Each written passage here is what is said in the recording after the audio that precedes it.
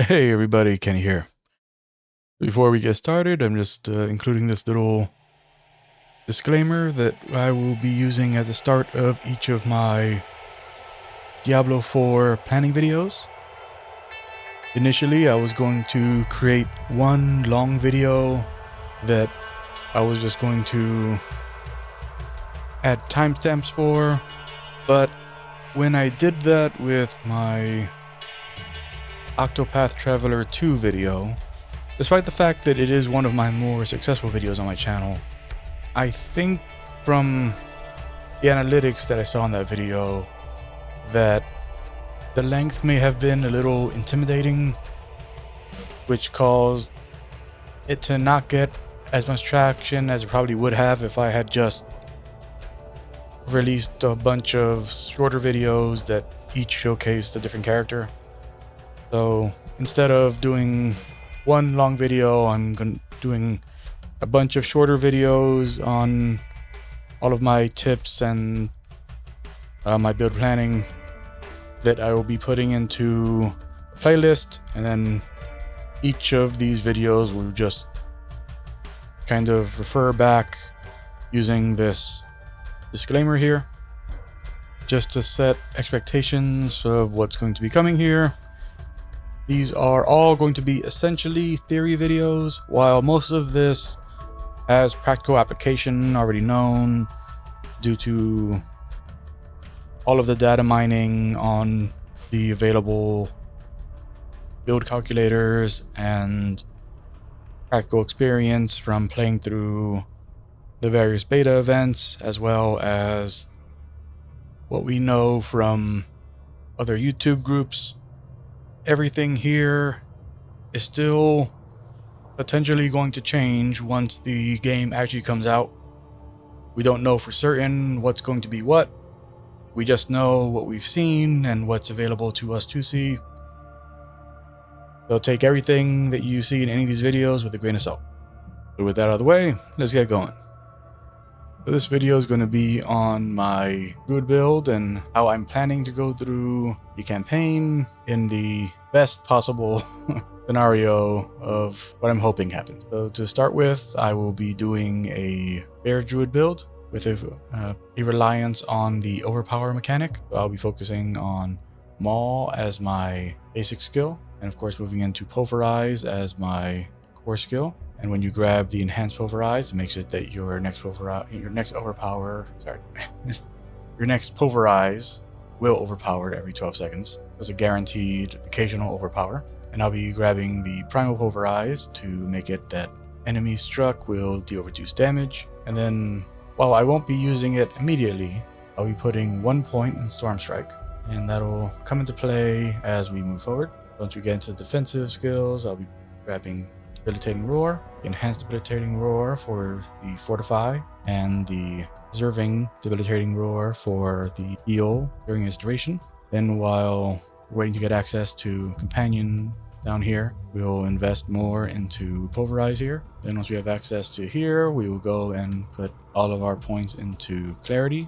And Clarity here is the reason that we grab that 1 point in Storm Strike. Essentially what this does is that if you finish a combat encounter and you're out of spirit, then our Maul and our Storm Strike will just be, Maul, Storm Strike, Maul, Storm Strike, Maul, Storm Strike. And then by the time we reach our next encounter, we'll have already replenished all of our spirit. That's the reason for grabbing this. And that interaction does work. Like I did that during the beta events. Go and finish off our Pulverize. Now we have access to Wrath. Instead of going directly into Trample, we'll actually go into Mending and Provocation. We want full points in Provocation so that we can get yet another guaranteed overpower while in werebear form. Then we'll start investing in Trample, get our enhanced Trample to increase the damage, even though the more enemies you bowl over, the less damage it will deal. But the main reason for grabbing Trample for us is going to be for natural Trample, so that our, just using the skill makes it that we fortify for 20% of our base life, which gets us access to the ultimate tier, where we'll grab Grizzly Rage and its upgrades, which make it that you're unstoppable while Grizzly Rage is active. So what unstoppable means is that if you've played the game Path of Exile, this is phasing. If you don't know what phasing is, then basically like, you know, like there's no contact being tracked between the character and the enemies. You can just walk through enemy. And then Supreme Grizzly Rage makes it that you gain Fortify per second while the Grizzly Rage is active, which is definitely something we want to have. We're going to be grabbing Defensive Posture for the increased Fortify from all sources, as well as Nature's Resolve, so that when we get hit, we also gain some Fortify. Well, we have a 5% chance to gain Fortify, up to a 15% chance once we have all of the points put in. Finish off Defensive Posture, grab Quick Shift, and since we are using that Storm Strike trick with Clarity, you know, to quickly restore some of our spirit, you know, just it makes sense to go into Quick Shift, since it makes it that when the shapeshifting skill transforms you into a different form, it deals increased damage. So, you know, like we are going back to human, back to, you know, back to werebear, back to human, back to werebear. This does serve a purpose. And here we'll be grabbing Ursine Rage, Ursine Strength, which gives us additional maximum health on werebear form, and it makes it that while we're healthy, we deal increased damage. Now at this point, the reason why I've been showing this instead of my save build is that my intention is that when I reach this point, when I get to the point where I can invest in the key passive for each class, this is where I will start experimenting.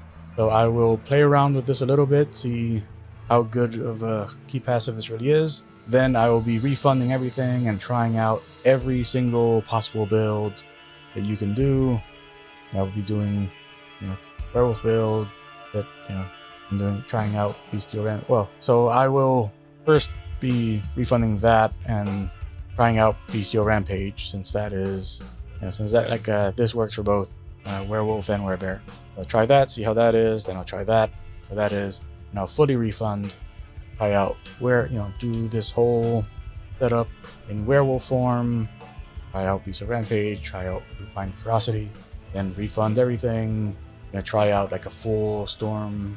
A full storm build with Nature's Fury, a full earth build with Earth and Might, full wind build, which actually I think wind counts as storm also. Yeah, there's two different ones for storm. So try out like all the storm variations, all the earth variations, all of the shifting variations, hybrids of all of them, storm with earth with shifting with storm. Try out a full minion master build, getting all of the companions, seeing how those work out. Unfortunately, I'm not sure why this is, but there's no companion thing here. There should absolutely be a companion related key passive, but there isn't, because I guess Blizzard hates druids. I don't know why, but yeah, so that'll be what I plan to do while leveling. Get to this point, buy all the builds. And then once I know for sure that none of the other builds I try out are better than the build that I have planned, that's when we'll be moving on to my actual full druid build, which is this, all the same skills that I showed before.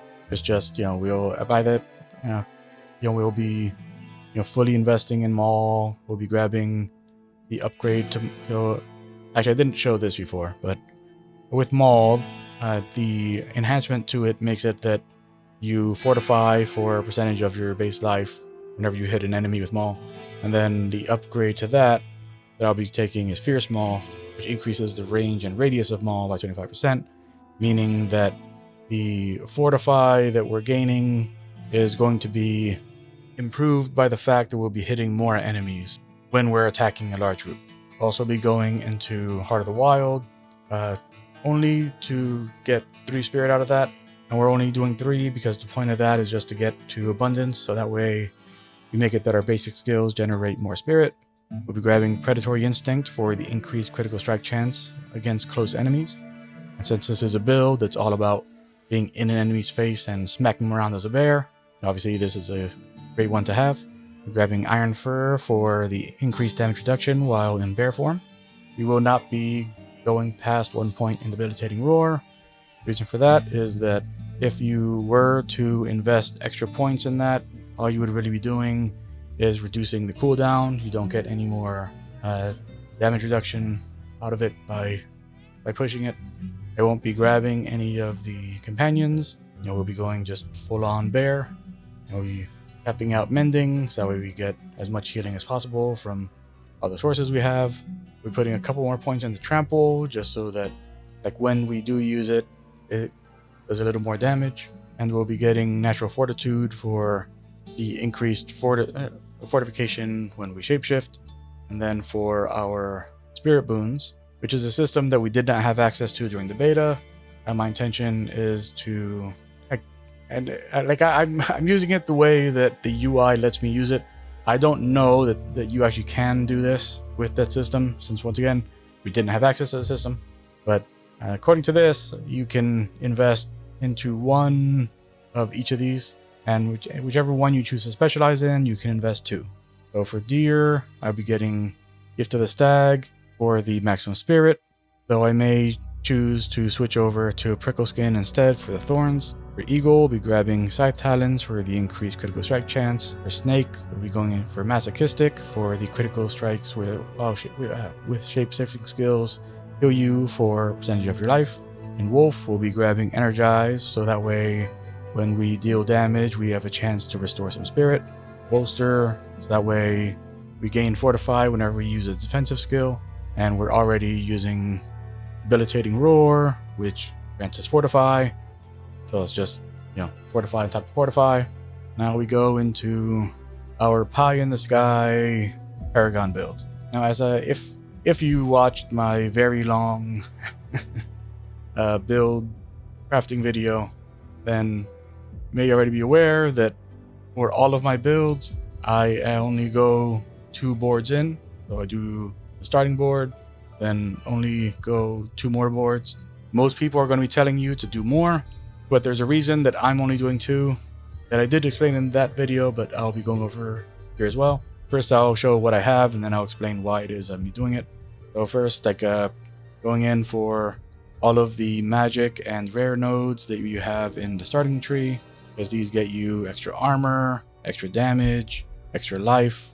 Then these rare and magic nodes here get you extra dexterity, extra resistances, extra willpower.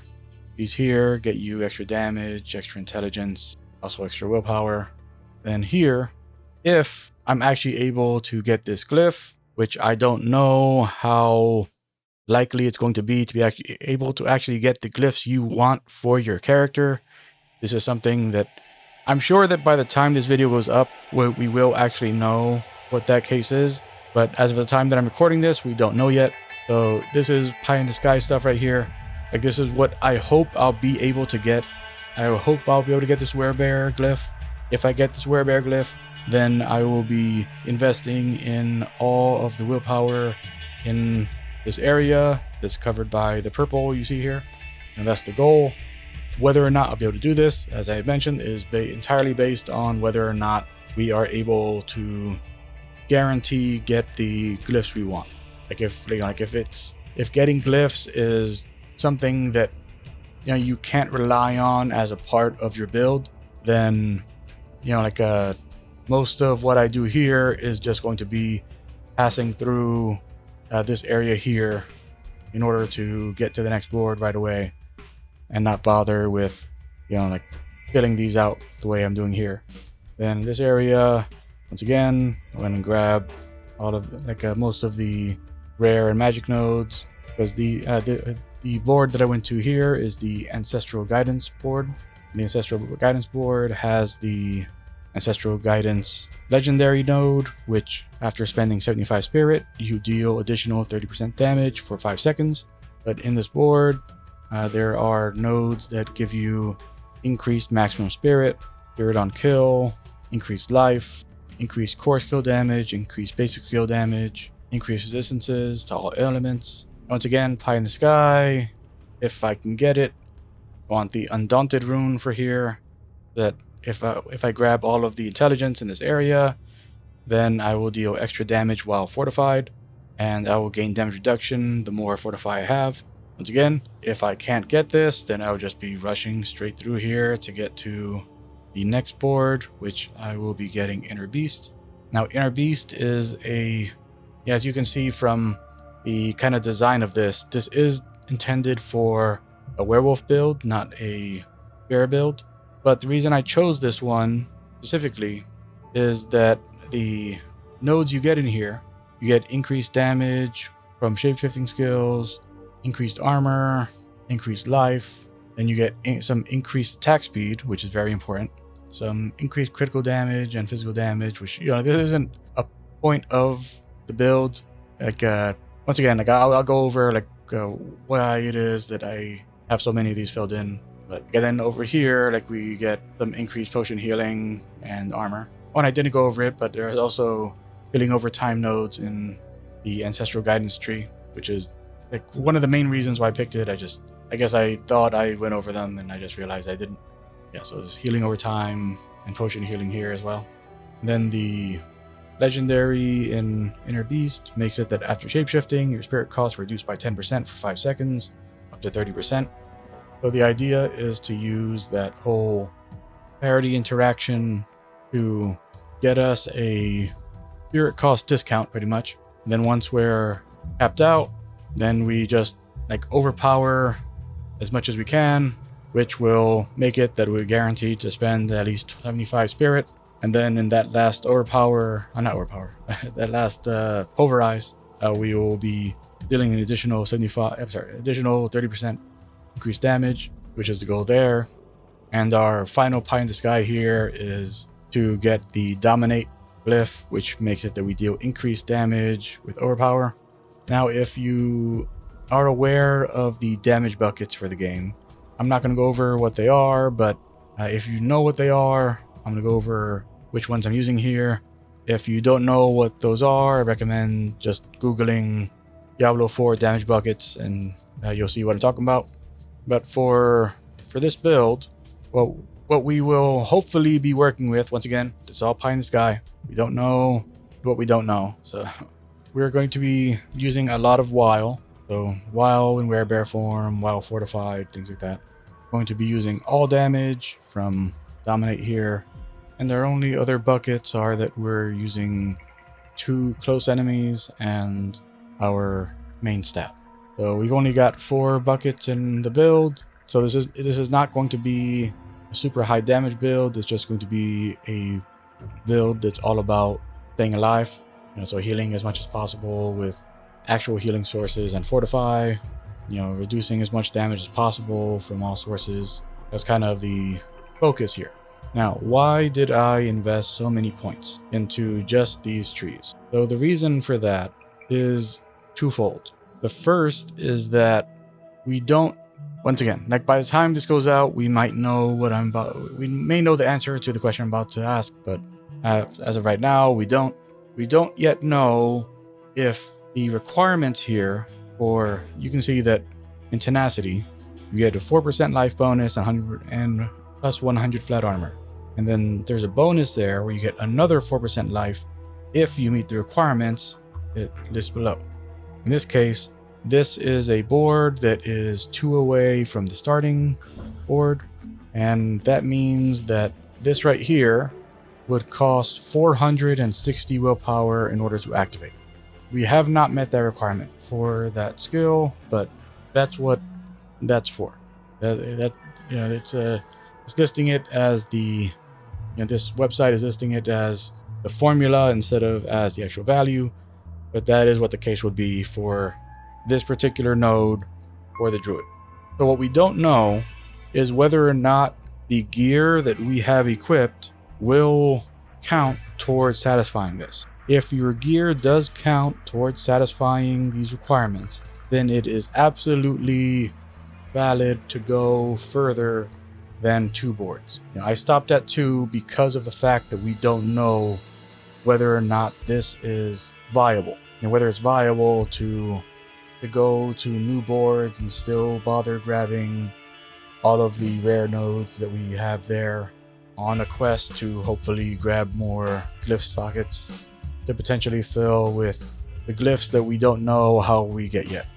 So in this case, the reason that I filled out so much of this is that my goal was to be able to get all the ones that I really, really wanted. So obviously, like another 100 armor, that'd be nice, but we don't need it. But I definitely wanted to get the extra attack speed here. And because of that position, that means that I would need 360 dexterity in order to get that extra 5% attack speed.